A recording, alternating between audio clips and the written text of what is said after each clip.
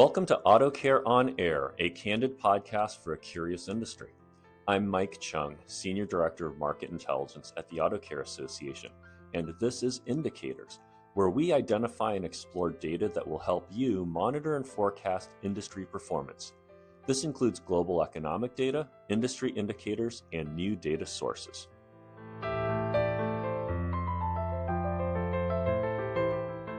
All right. Thanks, everybody, for joining. My name is Mike Chung. I'm the host of this session, and I'm pleased to have Jeff Schlitt of Arity join us. And the reason why I asked Jeff to join us is because he and his team have a really great view on quantified driving data and behavior. So, Jeff, maybe you take a few moments to introduce yourself, tell us about your role and what your company does. Great, Mike. Thanks. Appreciate it. And very happy to be here within the group here talking about mobility and telematics. As Michael said, Jeff Schlitt from Arity. For those that don't know, Arity is a wholly owned subsidiary of the Allstate Corporation. We connect with about 40 million consumers today, collecting information on driving data, where they drive, how they drive, what risks they accumulate. And what we do at Arity is we analyze that. We are by trade a data and analytics company, and our goal is to make transportation safer, smarter, and more useful for consumers. We take that information, we really understand things like the routes and routines that people do. We understand their behaviors, like how hard do they brake, how fast do they drive. We then work directly with the consumer, use that information to really make that consumer's life easier, whether it's providing safety in apps like Life 360, whether it's, using that data with consent to price insurance, basically building a more equitable way of pricing based on the driving risk you're accumulating, whether it's working with the public sector and the departments of transportation, helping understand where there is risk on roads and what they can do about it. It's really quite an amazing company with the amount of data that we process, the insights and analytics we can use that data for, and really impact society. So that's kind of the exciting part. My role as a solution engineer is I spend a lot of time with our customers, really anything from insurance companies to mobile publishers to the OEMs to individual retailers and repair facilities, that anything that has to do with mobility, we work with and we try to find solutions that, create tighter customer relationships, create a safer environment, towards net zero, power insurance to a more equitable price. So I work with all of those folks. My background is a data and analytics person. So I really live and thrive in this data world. Fantastic. Really appreciate that introduction. And I think you'll be right at home in this new podcast. So kudos to our team for setting this up so we can dive a little bit more into data, what it means, but also how it affects our industry. So one of the things you mentioned was collecting data. And I'm a little bit familiar with Arity being a data partner of AutoCare Association. We get the VMT data from your group. Maybe just for the benefit of listeners who may not be as familiar with your data, tell us a little bit about how that driving data is recorded. It's a great question. And today it's really important to recognize that the consumer owns this data, right? It's coming from their vehicles, their interactions with mobility. So it's really important to start out with a very transparent way of working with the consumers. The way that we do that at Arity, we really get data from one of two sources. We get it directly from connected cars through relationships with OEMs, and we also get it from mobile phones, right? And those mobile phones are apps like GasBuddy, MyRadar, Life 360. These are apps that have a mobility background. One of the ways we do that is through things like family safety. Arity has analytics like crash detection. From a mobile device, we can use the sensors on the phone to really understand whether or not there has potentially been an accident. We use machine learning, artificial intelligence, to really infer that those sensors and those readings may signify there's been an accident. And then what we do is we surface that data to the mobile publisher like a Life 360, and they can take action with it. They can get emergency response there. So primary with us, when we work with a consumer, we're asking for consent to use the data from their phone, both the sensors and location data, to try to create an experience that helps them, right? In the case of Life 360, it's helping them stay safe and helping them understand where their family is. I think there's a lot of discussion in the industry about transparency and how do you get that consent. And I think at Arity, we work very hard with that. Obviously, being a wholly owned subsidiary of Allstate, brand recognition is super critical. So our focus is to do it with the consumer first, right? Meaning, if you were to log into any of the mobile apps that our technology is running in, you will be presented with consent forms that are basically clearly explaining why we're collecting the data, what we do with it. At any point, you can choose to opt in, opt out.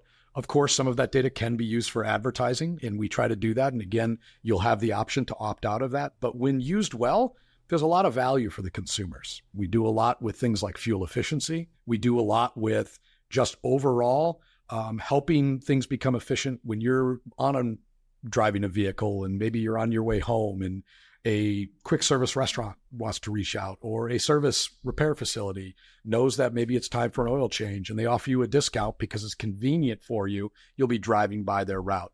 These are things that you can power with that data. But again, what's first and foremost is the consumer has to be comfortable to share that information, and you've got to be very transparent when sharing it.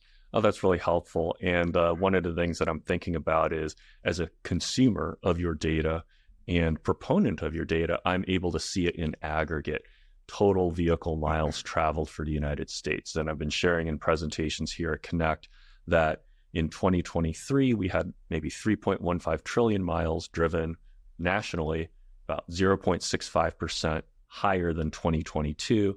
And it gets interesting when you peel the onion layers back, right? At a regional level, at a metro level, time of day.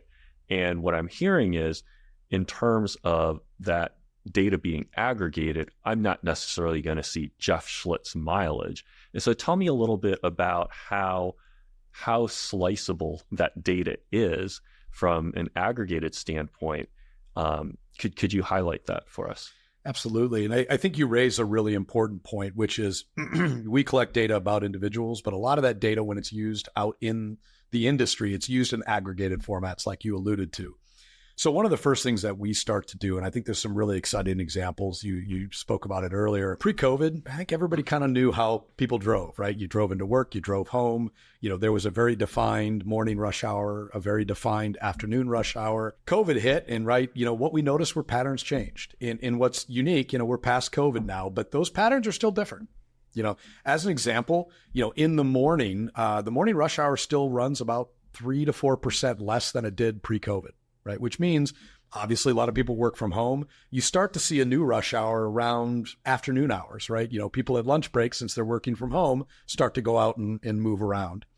So in aggregate, we can start to understand that behavior change, right? And that means a lot, really, if you're in the quick service restaurant space or you're in an auto service area, right? Where you choose real estate, where you put those brick and mortar footprints, that matters now. People are out working in different ways. They're commuting in different ways. And so in aggregate, we can start to understand where is that shift in mileage, right? And we've seen that shift go from heavily urban concentrated, during the day, to now you're starting to see that spread out. And there's benefits to that, right? Density's down in most of the urban areas, but there's also drawbacks from that. Speeds are way up, right? Because there's less density on the roads, overall speeds are up. And I'm sure everybody who's out there driving, knows their insurance rates are up. And that's somewhat of a problem because if speeds are up, the severity of crashes are up. When the severity of crashes are up, the cost to repair those crashes go up. And that obviously has to, work in conjunction with how the insurance carriers work. So all of these things are grounded in data. And I think what's really exciting in today's society and some of the work that Arity does, we're able to use that data to create insights that, can power the next generation of change, help departments of transportation put in the appropriate infrastructure, help those retailers in the automobile industry really start to, learn about the new behaviors, the new driving styles, and then tailor products for those consumers.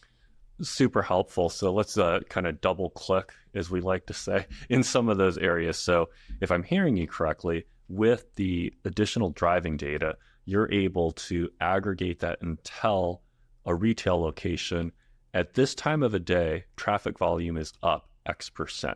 And that could help them perhaps with advertising. It could be a digital billboard, for instance. It could be mailings. So tell me a little bit about some of the use cases of that, as well as kind of getting to how sliceable the data is. Is it simply this many vehicles are going by? How much more color are you able to give that with regard to it is this type of consumer, it is this type of vehicle?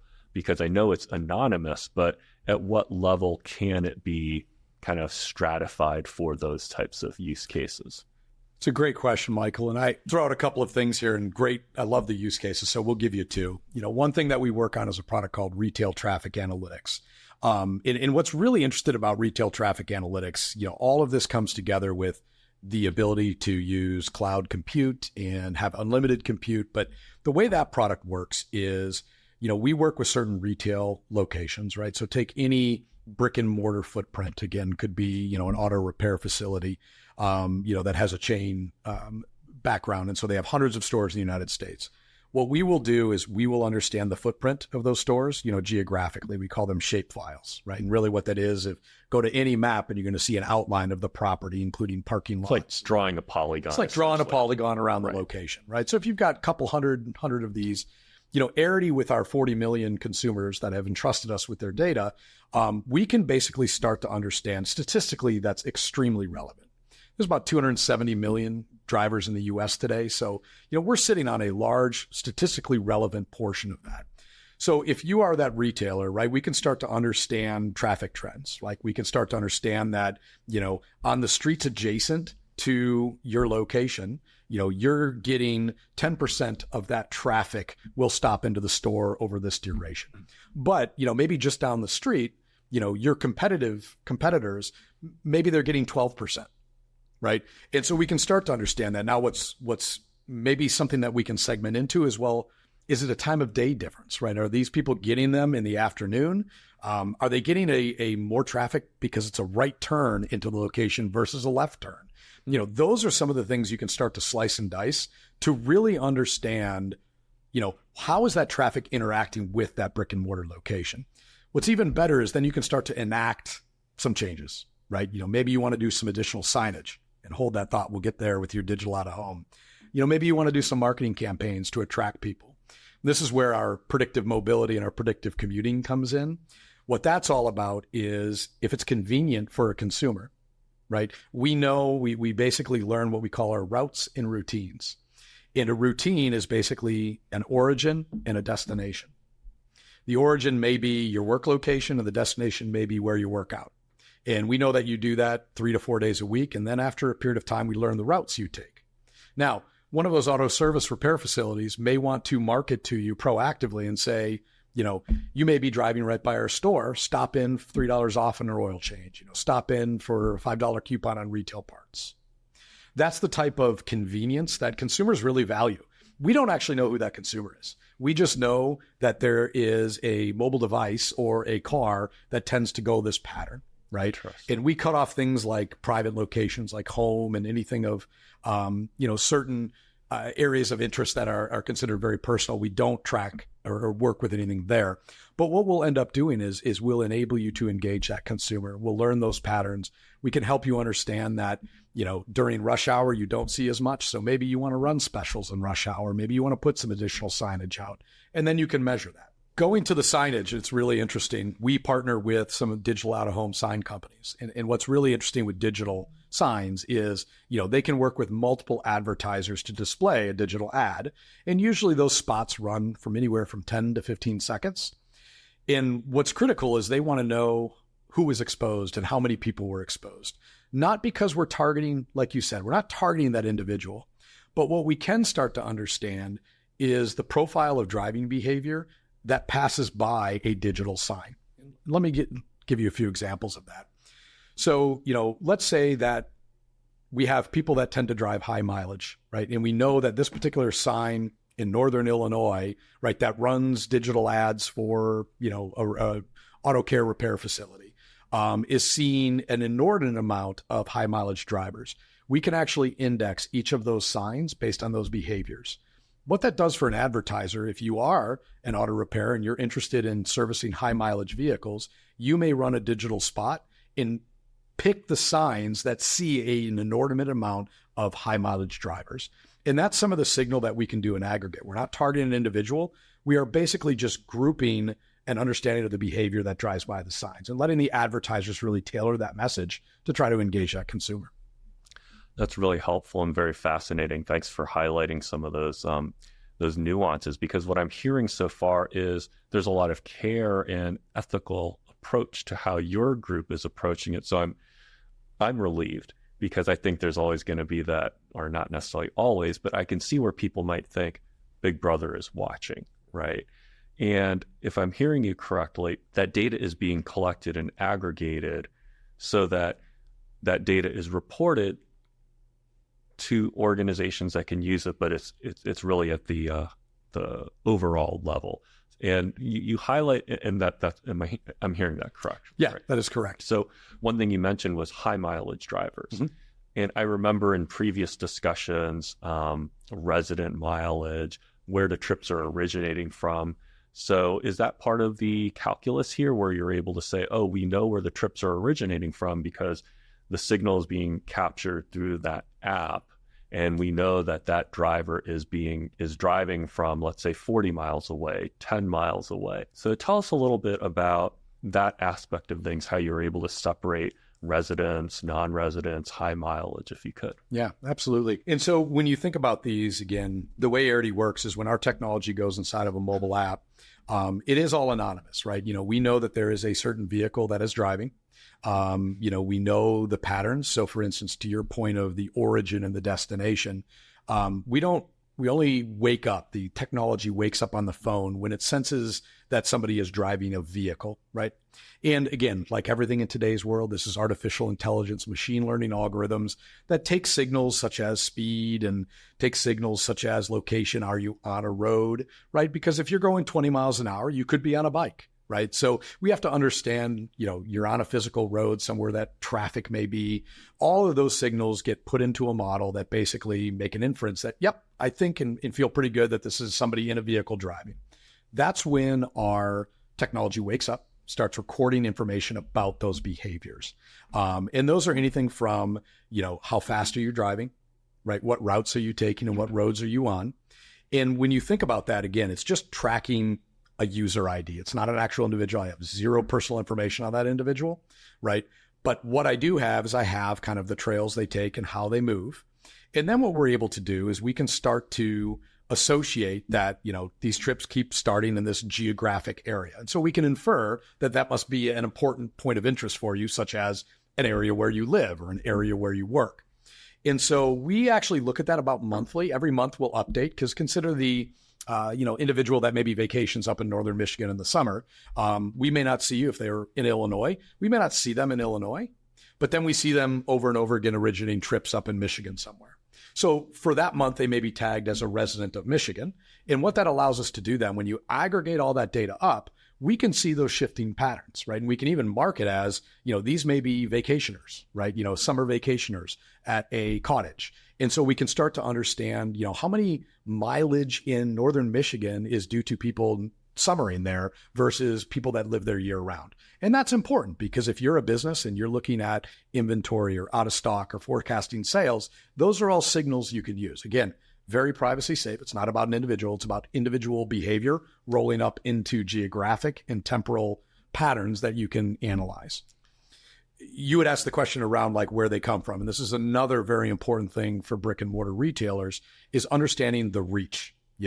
If you want to put a new footprint of a brick and mortar store, what you want to understand is, let's say you have 100, 150 stores already. You'll know that the average distance that you get people to come to your store is maybe 10, 12 miles. Right. But when you see people getting further out, right, and you're seeing enough that, maybe your competition is starting to pull that business away, those are some of the signals that may say there is enough population to drive the sales you need. And there's a convenience in that you can shorten that window, which in a lot of cases leads to higher conversion rates in those retail footprints. So all of that data, all of that information is driven by the data that we collect, right? And it really gives you that opportunity. There are opportunities to use our data individually. And again, that usually gets into things around insurance pricing. But again, it's extremely important for any consumer to realize that none of that happens without their consent, right? And even to the point where if you're, let's say, getting an insurance quote, you would be asked exactly, we are what you call a credit reporting agency, just like TransUnion and Equifax for your credit scores. So being a credit reporting agency, we are subject to all of the fair credit requirements. And, so if you go and you are asked, do you consent to use the data to price an insurance? You can say no with no impact. You can say, yes, you consent to that. And we are required to tell you why we got these scores, what we understood. So really, to me, that is the right way to do this, right? It is, if you don't engage the consumer, not only will they, be suspect of you, but they also want to understand the value in it, right? So we take a lot of pride in that engagement with the consumers. I think about when I signed up for a safe driving app to track my hard braking, my sudden accelerations and late night driving, I opted in. The default was not that you have to opt out. So it sounds like if an individual wants to have a direct impact on their individual bill, they physically have to opt in. Correct. But if I may ask this, as an insurance organization, I would imagine that's just the data that you're getting is very helpful to understand how the population is driving to assess risk and perhaps how that can kind of sharpen the actuarial tables for writing policies. Is that fair to say? It's absolutely fair to say. And again, I think one of the most important things is equity in pricing. Insurance is a really interesting industry. I've worked in and around it for many years, and insurance is one of those. It's a highly regulated industry, right? And the general sense of insurance is to create an equitable pricing framework. Right now, everybody who pays an insurance bill probably has a hard time believing that, but it truly is that way. Every state has a Department of Insurance. Every Department of Insurance is trying to make sure that if you're going to raise your rates, right, there's justification for doing so. If you're going to price one person differently than another person, it has to be done, in a balanced, equitable manner. So, things like credit scores have been used in insurance for years, and it is very predictive of loss. Now, why is it predictive of loss? That's really a hypothesis that you've got to kind of unpack to understand. Sure. It could be predictive of loss because of the fact that people with higher credit scores may live in the suburbs, right? And suburbs tend to have less density of traffic. And if you have less density of traffic, therefore you may have less losses. Still equitable, but if you're an individual who lives in a city, maybe in a very urban area, and you're a very safe driver, you're actually, to a certain extent, being penalized for where you live there. Where driving data becomes super important is it's rating you as an individual based on your driving behavior. You're in control of that, right? And that's why we became a credit reporting agency, because you get to dispute, you get to understand your credit. That is your right. But it is a fair way. If you choose to drive in risky manners, you should pay equitably more for that, right? If you want to drive 100 miles an hour on the expressway, right, there is a higher chance that you will get in an accident. And when you do, those costs have to be passed on to policyholders. So it's much better to have that cost passed on based on risk than it is spreading that cost across everybody. So truly, telematics is a very equitable way of doing things. But you're right. It does mean we have to understand how you're driving. And that is a scary proposition. And I think if I go back to Economics 101, because we were talking about sons in college taking core classes, it's the information asymmetry problem, right? And with this technology available to fill in those data gaps, for lack of a better word, it allows a company to price its product better. And in a field that has many competitors, it's kind of just upping the state of technology and the state of the art so as to have a stronger foundation for making those pricing decisions. That's 100% accurate. And I think, what the consumer has to realize in this equation, and regardless if it's insurance or if it's how you engage with your repair facility, the more information that you can provide somebody, the better. Imagine if you go to your doctor and you're not feeling well, the first thing they ask you is, what are your symptoms? How do you feel? They want you to share data with them and insights so they can give you a diagnosis. So what we have to really focus on is how to build trust with the consumer such that they're willing to share that information. And that's why when we work with these mobile apps, when we work with the OEMs, we want to make sure the experiences that we put in front of the consumer, right, are experiences they value.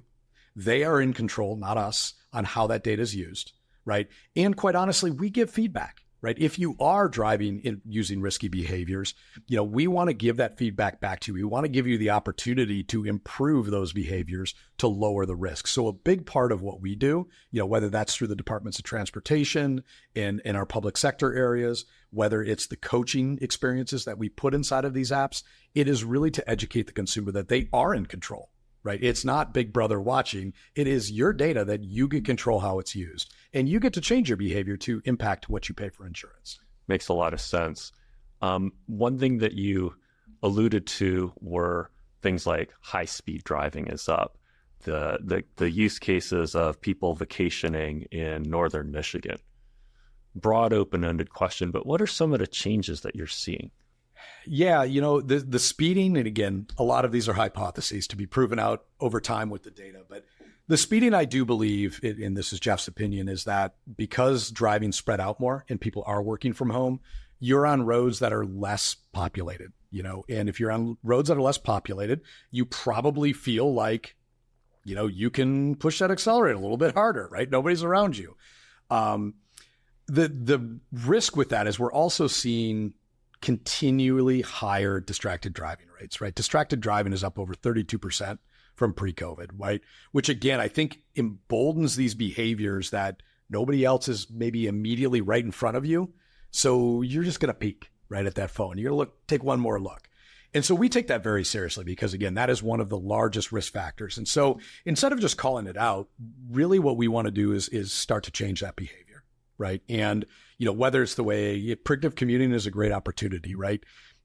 We don't want to advertise to you while you're driving, right? We don't want to make notice of that. That's why we built predictive commuting, because what we want to do is say, I'm pretty sure you're going to be on this route. So why don't I go ahead and notify you before you get in the car? I'm going to make it more convenient and also safer to have that conversation with people. As people change, I think one of the other behaviors that we're seeing is, the length of trips and where people are going and how they're doing it. And when human behavior changes, right, you get to adapt as a business to, meet the consumer where they are. Cliche, but it actually is true, right? When people decide, hey, I'm bored of working out of the house, I'm going to go to the Starbucks, right? Maybe you can influence that behavior, right? People do like to socialize. They like to get out. And I think that's where this data, with some of the changes post-COVID, is valuable, right? We can actually engage customers in different areas. We can create new situations. And that mobility data really helps you understand like what that consumer's preference is, right? And it's not all one, right? Different consumers value different things. But I think that's where this driving data can really help you understand some of those changes. And then again, you can meet the consumer where they are with goods and services that they value. This is DTP, IT Director and Sustainability Committee Staff Liaison at Auto Care Association. Are you passionate about shaping our industry's future? Join an Auto Care Association Advisory Committee and make a real impact. As a volunteer, you will drive innovation, tackle key challenges, and collaborate on cutting-edge solutions for the entire supply chain. Don't miss out. Join us at our upcoming Leadership Days event to start making a difference. Learn more at autocare.org/leadershipdays and find information on current committees at autocare.org/committees. Thanks for that, Jeff. Two things came up as you're talking. The first one was the distracted driving going up 32%. If I can just go down a little bit of a rabbit hole here, can you define distracted driving? And part of the reason I ask is this. If I'm driving my 2012 Nissan, which has Bluetooth, but that's my wife's car, I don't connect my phone to it. If I pick up my phone and look at it, maybe it unlocks. To me, that's an obvious distracted driving. If I had a rental car that was maybe a 2021 and I paired my phone with it and I could see message coming in from so-and-so, you could hit a button to ignore it, or I'm driving or not engage it otherwise. Or if the phone rings and I hit the button on the steering wheel to answer it, which of those might count as distracted driving? And can you just tell us a little bit more about what constitutes it, please? Yeah, it's a great question. And again, you can take data and display it anywhere you want. So at Arity, the way we describe distracted driving when initiated from a mobile device is kind of what you alluded to. It's an unlock of the phone. Okay. It's followed by movement. So phones have accelerometers inside of them. So we sense that change in acceleration of the phone as it moves through the air. So the unlock event followed by the accelerometer, right, is what we typically will call distraction, right? And we have to sense it for a short period of time, right? We kind of give everybody the opportunity. We also look at the speed of the vehicle moving, right? If you're stopped at a light, right, we won't necessarily call that distracted because the vehicle isn't moving. Okay. So, all of those signals are processed. And again, we also look at them in the context of society, right? In the context of insurance loss. And when we tie that data together, we can start to understand that this type of movement on the phone is really what we consider distracting because it's highly predictive of loss severity, loss frequency, accidents happening. And so it's never just one set of rules that stay forever, right? The really important thing with analytics in statistics and machine learning and artificial intelligence is it's constantly learning and it's constantly getting smarter, right, to what that distraction means. And so I think today that's how it's defined. Tomorrow it may be different, right? And again, as society changes, as technology changes, we'll adapt those models. But again, really what we're looking at is that signal of risk. And in our world, that is an insurance claim or a loss on a vehicle. We look at that and we say, what behaviors led up to that? So we can help coach those behaviors and become safer. Is there an industry standard definition? Because if I'm National Highway Transportation Safety Administration, I think that's what NHTSA stands for.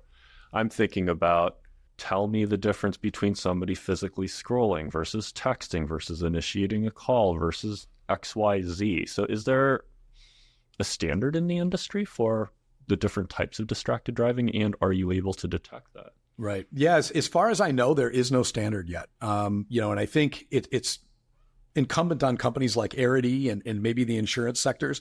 There are conversations starting, right? If you've heard of the net zero initiatives and, tell us a little more about net zero. Yeah. Net zero is one of those things in the Department of Transportations and within municipalities and the public sector that are trying to say, how do we get to the point where there's no accidents, no deaths, right? We have really intelligent technology with these cars, whether it's the advanced driver assist systems, they call that ADAS, right? Whether it is, the self-driving vehicles, whether it's the material we're using in the car, all of these things have the potential to lead to, zero accidents, zero deaths, right? But again, the consumer has to balance that with the desire and the fun of driving a vehicle, right? Like everybody loves to drive a car. You turn 16, you can't wait to get your license. But I think you can have both, right? You can have a safe environment, and that's the promise of technology, right? And so I think what you're going to see is you will probably see the industry standardize on this. The government has to say location data in general is a very hot topic right now. It's a hot topic in Washington. It's a hot topic in insurance, a hot topic in advertising. I don't think it goes away because it's extremely valuable. I think we need to make a contract with consumers that they value, right? So, and again, you need companies like an Allstate Corporation. And that's what I love about working for Arity. Being owned by Allstate gives us the investment and the opportunity to do it the right way, right? And again, I think if you look at the leadership at Allstate, right, they're heavily vested in safety, right? You're in good hands. That's the nature of their motto. And we live into that. And I'd like to believe that that's where we need to take society. Thanks for expanding on that. And the second part was the length of trips. And earlier you talked about we can detect because I'm connected to this phone and you can see for this device, at least, if I'm hearing it correctly, my patterns have changed and now I'm driving in Florida. Maybe he's not resident, right? So you can tie it to an individual, but you don't know that it's Mike Chung, age X, gender, et cetera, et cetera. So I'm seeing you nodding your head. It sounds like I'm on the right path.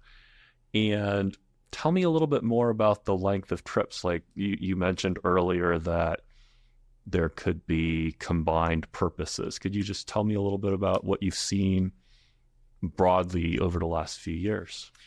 Yeah, I think what you see with the length of trips is they tend to become longer, right? More mileage is being accumulated. And I think that has to do with, again, and this is really important in the retail space, right? Because we're starting to understand changes. Everybody has to go get groceries. You've got to go charge your car or fill up your car. You've got to go get, material and clothes and go to Home Depot and do the things that you do on a daily basis. But when you're working from home, right, people tend to try to go to a convenient method of purchase anyways, right? If I'm on the way home, I'm going to hit the fuel station, the grocery store, and my neighborhood drugstore to pick up a prescription. So now what we're getting to, though, is when people venture out, they're learning new patterns themselves, right? So we're seeing longer trips. We are seeing people venture out at lunch hours and run errands that they typically would do on the way home, right? And so the length of trips are increasing, right? And again, I think that has a function to do with just if you live in the suburbs, right? Houses aren't usually right next to, retail locations. But when you're at work, there's retail locations all around that because you drove to work, put your car away, then you walked to lunch, you walked over to get a haircut. So we're seeing that change in behavior, right? Anywhere from if you start to look at, parking lots. When's the last time you've gone to a parking lot and it's full? Right. Those are things you're starting to see. We even, and I'll give a great example, when the Key Bridge incident happened in Baltimore, what's fun is almost immediately we can start to analyze what happens in that scenario. And, I think about a year earlier on I-95, they had to shut down I-95 for 4 or 5 days. And I-95, major thoroughfare. And we were able to That was just outside of Philadelphia. Correct, outside of Philadelphia. We were able to look at like the impact of the infrastructure, right? Like, where did that traffic go? When you can't go on I-95, where did you go? And what we saw were, times ballooned by 20, 30%. When I-95 happened, what typically would be maybe a 10-minute ride is now, 15, 18 minutes, right? Just ballooning times. And you can see the density on the side routes that weren't designed to handle that. So that was a real, difficult point for consumers. With the Key Bridge, the infrastructure there really kind of absorbed that change quite a bit. Now, that could be the type of traffic that went there across the Key Bridge. But what we did end up seeing is that the infrastructure in that area absorbed that change pretty easily. And again, that's a success story for the departments of transportation. And that's kind of the promise of what this data can do. Consumers have a very short fuse, right? If you're sitting in your car and you're stuck in a red light, your anxiety goes up, you're frustrated. And, if we can plan around that and we can plan with a little bit of leeway in some of this infrastructure, that really goes a long way in society. So this is some of the real positive benefits of having access to this kind of data. And again, making that contract with the consumer that you will benefit from this sharing. Terrific. One thing I thought of as we were talking was possible noise. You talked about you might be going 20 miles an hour. It might be a bicycle. I remember signing up for that safe driving app, and it would say, thought I was driving, but I was taking the subway. And I had an opportunity to say I was not driving. How about if you're taking a car service? You get picked up in a Lyft or an Uber. I remember, I think you had shared the acceleration is different in the front seat versus the back seat. Can you tell us a little bit about that noise reduction process? Absolutely. So you'll start to sense really quick how mathematic and how hard it is to actually glean some of the signal. But, with the advancement of AI and everything else, these are positive opportunities for it. So we have something called vehicle mode, right? And vehicle mode is a methodology where we try to look at and determine, are you on a bus? Are you on a bike? Are you on an airplane? Some of these things are easy, right? If you're at 10,000 feet going 300 miles an hour, I'm pretty sure you're not in a car anymore. Okay.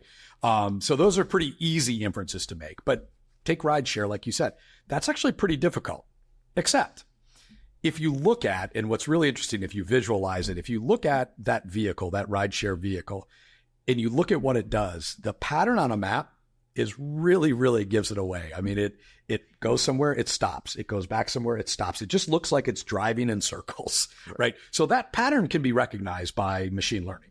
And when you recognize that as a consumer, if you get inside of a vehicle, and that vehicle is zigzagging in a pattern that looks like a rideshare, we can mark it as that. Now, we always give you the opportunity to override it, right? Meaning that a lot of the experiences, we call it tagging the trip. The consumer can go in and say, no, oh, I was on a bus. They can click that.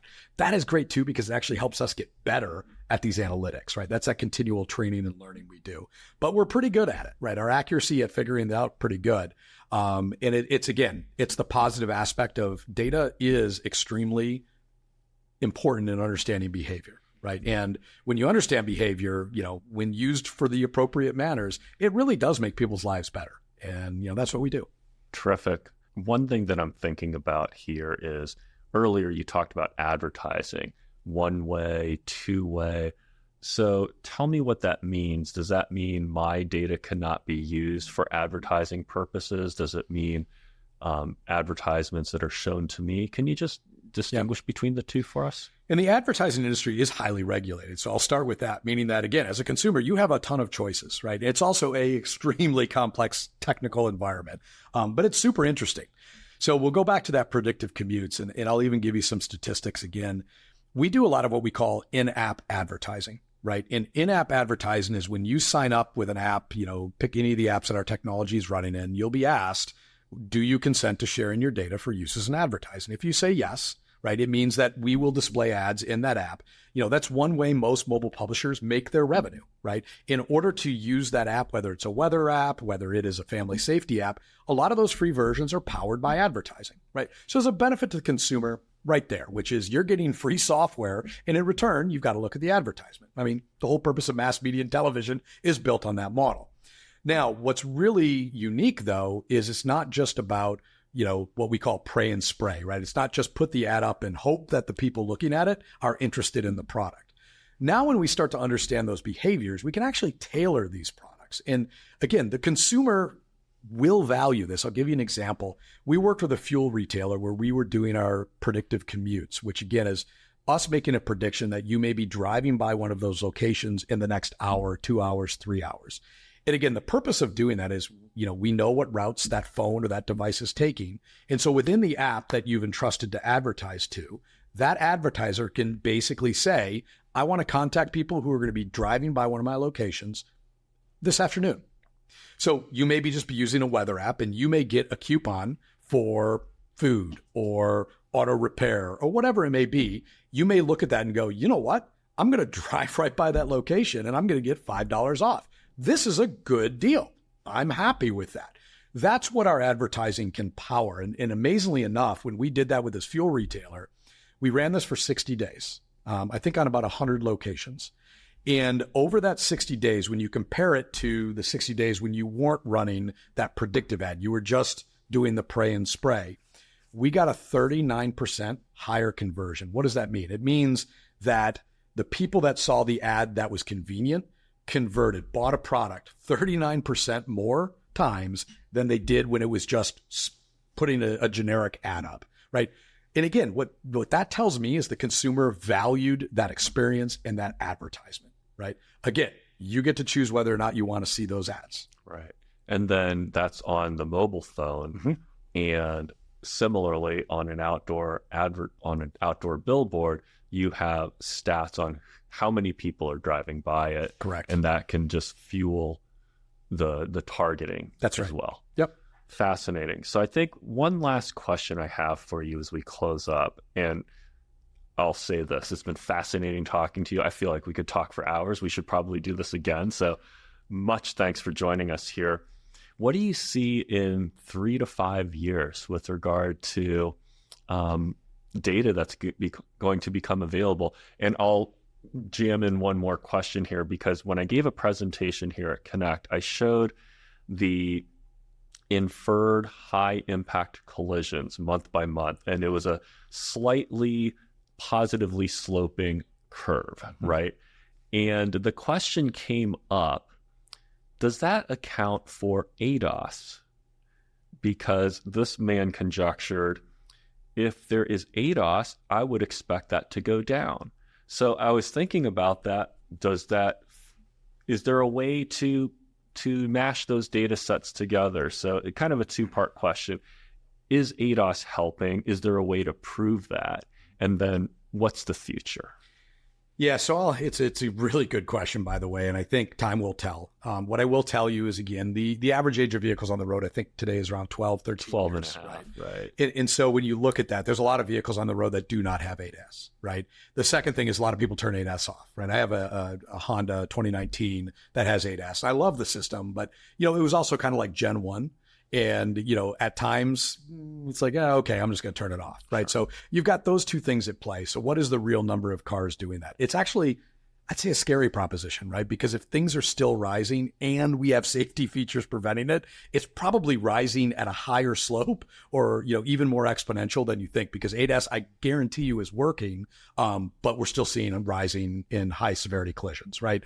So parlaying that into the 3 to 5 year plan, net zero, that you just can't complain about that, right? There's nothing negative about trying to save lives, right?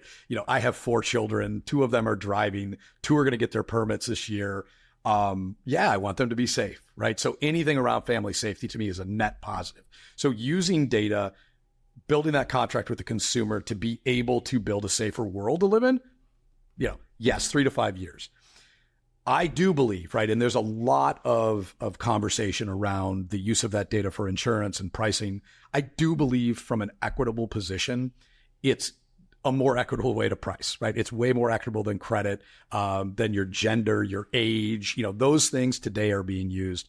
I think the way you drive, you control it, right? If you want to drive riskier, you should pay more. So I think in 3 to 5 years, the insurance industry believes in this. The numbers don't lie. I think what we've got to do is figure out how to get the consumer confident with it. So I think over the next 3 to 5 years, you're going to see a continued effort to bring that consumer along, whether that's the way that we set up the businesses, whether that's the contract we make with them, whether that's the education. I would say that's important. And then I think outside of that, quite honestly, I think ads that are tailored towards convenience, that are meaningful to a consumer, are way more valuable than the pray and spray. So what you may actually, in a perfect world, maybe you're going to see less ads, but the ads you see are going to be more worthwhile. Right now, the advertiser is going to pay more for that, but in general, their spending will stay flat because they're not going to spend as much on the pray and spray, and they're going to use data like this to really target the consumer with what they want. So those are maybe utopian views of the world, but I do think that's the promise of this data and analytics. And again, it's just important that we do that collaboratively with the consumer so they're coming along with the journey. They're not being forced upon. That makes a lot of sense from an efficiency standpoint, as well as a customized content and higher return on investment, because you have to do the cost-benefit analysis, as you're alluding to. That's right. Well, Jeff, so great to have you. Always a pleasure to talk. I hope we can do this again. Thanks for tuning in to another episode of Auto Care on Air. Make sure to subscribe to our podcast so that you never miss an episode. Don't forget to leave us a rating and review. It helps others discover our show. Auto Care on Air is proud to be a production of the Auto Care Association, dedicated to advancing the auto care industry and supporting professionals like you. To learn more about the association and its initiatives, visit autocare.org.